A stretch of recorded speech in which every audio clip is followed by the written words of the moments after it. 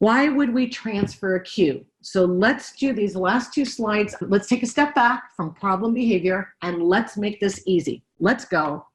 You know what?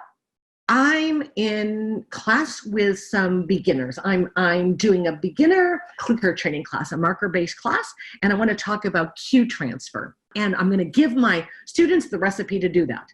I'm going to give you guys the recipe on the next slide. But let's make it be a little bit simple to start with. And I actually did this yesterday. I wish I had video.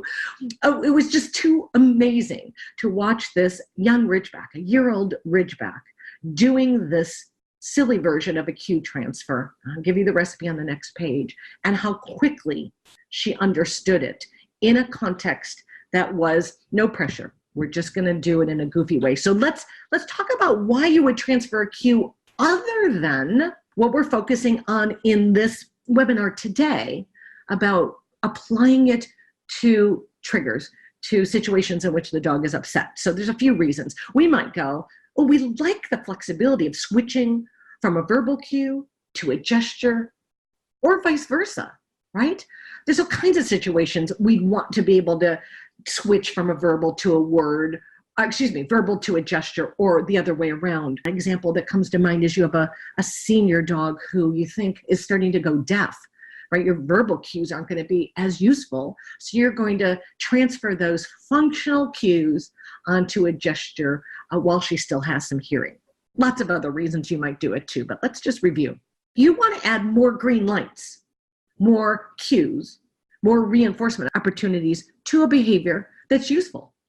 So this we don't do enough of. I feel like we don't tell people, you know what? Once you have a single functional cue for behavior, such as for this Ridgeback yesterday, it was a beautiful go to mat behavior, right? Settle on your mat. Go over to the yoga mat that's on the floor 10 feet away and lie down.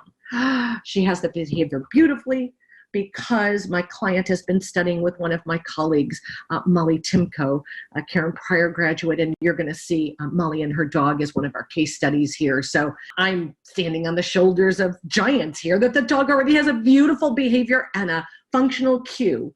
And to be able to say, wow, it'd be terrific if we could have more green lights for that particular behavior. So you might say, we'd like the sound of a knock, just knocking on a table.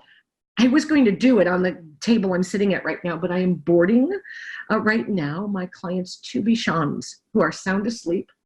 Bless their little white fluffy hearts. I'm really praying my mailman doesn't come until our webinar is done. You will hear the sleeping Bichons if the mailman comes, but I'm not going to knock because you would hear them prematurely if I did. Let's just imagine you decided that you would like knocking to be a cue for going to station. That'd be awesome. Or picking up a doll. I have a client I've been working with for a couple of years now, and she wrote to me last week to say she's pregnant. Oh my gosh, this is so exciting. I'm thrilled for this young woman and her husband.